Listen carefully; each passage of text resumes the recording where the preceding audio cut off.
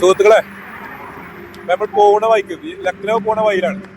യുപിയിലാണ് നമ്മളുള്ളത്, ലക്നൗ പോണ വഴിയിലാണ്. അപ്പൊ ഇവിടെ ഇങ്ങനെ കടല വറുത്തത്, നമ്മുടെ നാട്ടിൽ പറഞ്ഞാലും മറ്റേ ഈ തൊലി പൊളിച്ച കടലുണ്ട്. പിന്നെ അതുകൊണ്ടുള്ള വിഭവങ്ങളുണ്ട്. ഓരോ പെരീതന്നെ ഉണ്ടാക്കിയത് കടല മുട്ടായി അല്ലേ. ഇതിങ്ങനെ വറുത്തും കൊടുക്കുന്നുണ്ട് ഇവിടെ. ഞാൻ 10 റുപ്യക്ക് വാങ്ങി. കിലോ 200 റുപ്യാണ് പറയാം. ഒരു ഹൈവേയിലാണ് സംഭവം ഉള്ളത്. ഒരു ഹൈവേന് പിന്നെ ഈ ലക്നൗ പോണ ഹൈവേയിലുള്ളതാണ്.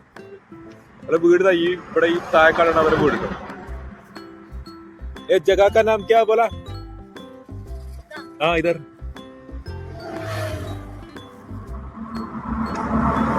പത്താനേ. അപ്പൊ 30 പേർക്ക് അറിയില്ല. അപ്പൊ അല്ല, അങ്ങനത്തെ സ്ഥലത്താണ് നമ്മൾ നിൽക്കുന്നത്. എന്നാല് 30 പേർക്ക് തന്നെ അറിയില്ല. 30 ഇവിടെ വീടിലാണ്. കുശിനഗർ. കുശിനഗർ. കുശിനഗർ എന്ന് പറഞ്ഞ സ്ഥലത്താണ് നമ്മളുള്ളത്.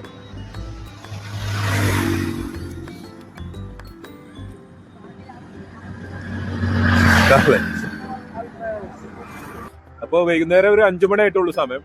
അപ്പൊ നമ്മളിവിടെ ഇവിടെ സ്റ്റേ ചെയ്യാണ്. പെട്രോൾ പമ്പിന്റെ ബാക്ക് ഭാഗമാണ്.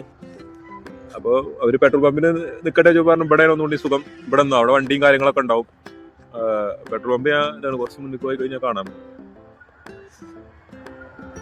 അപ്പൊ നമ്മളിവിടെ ഒരു ഒഴിഞ്ഞ സ്ഥലത്താണ് അല്ലേ.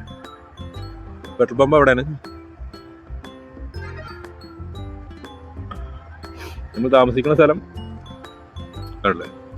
ഈ വണ്ടിയും ഇവിടെ വെക്കാനും ചെറിയൊരു ഇതുമാവും, മഞ്ഞും വീഴ.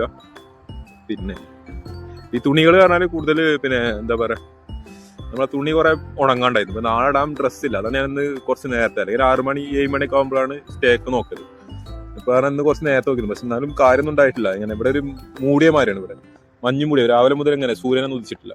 അപ്പൊ ഇവിടെ ഒരു ഭായിയാണ്, ഇവിടെ പമ്പിൽ ജോലി ചെയ്യുന്ന ആളാണ്. नाम क्या है आपका भाई? राजन कुमार. आप किधर का है?